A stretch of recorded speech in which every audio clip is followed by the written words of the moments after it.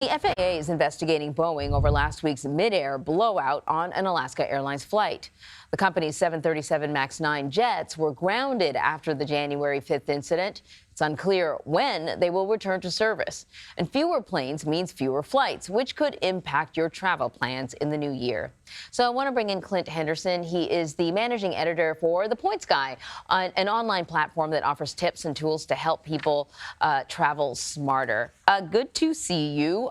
So the FAA investigation comes after the two airlines, Alaska and United, went through their planes and they found loose hardware, some bolts on doors, and in other areas, which sort of begs the question, why were these planes allowed or approved to fly? How normal is this? It's not normal and it shouldn't be happening. So that's kind of why all the fuss is going on. This is scary and it's dangerous potentially. So the FAA really wants to get to the bottom of it. That's why they've launched this investigation. But basically, these kind of things should not be happening. There's inspection processes in place. There's various manufacturing steps that the airlines, that the Boeing goes through. So you really got to get ahead of these situations, and it speaks to quality control a bit. So it's very worrying. Yeah. And I'm just curious about, consumer confidence, I guess. How do people feel about flying these days? I think there's a lot of fear out there. The MAX model, not this particular plane type, but a MAX model was involved in a few fatal incidents. And so the brand had a little bit of a hit. And so I think, people are rightly concerned. We're seeing a lot of interest at the Points Guy on what kind of plane am I flying? Am I on one of these planes? And so we've had to do a lot of reassuring passengers.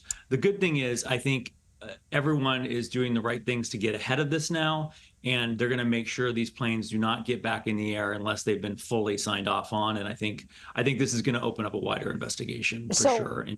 Right now, we know that these planes are grounded kind of indefinitely. A lot of people were impacted immediately, but if you maybe got a trip, later on in the summer, is there a risk that your travel plans could be impacted even months down the road? Yes, absolutely. That's a possibility. In fact, I have a trip on Alaska Airlines to Cancun next week. And so I was checking to see what plane type I had. So you really got to investigate your flights. Make sure you're minding your reservations. You want to check in with the airline if you're flying. Now, it's 170 jets or something like that. So it's not that widespread, but if you're flying Alaska or United, the two impacted carriers, you do want to take a close look at your reservations, see what they are saying to you.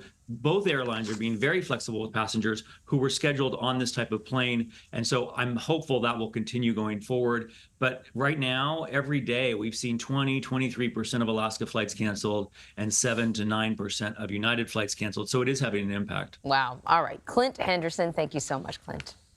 Thank you.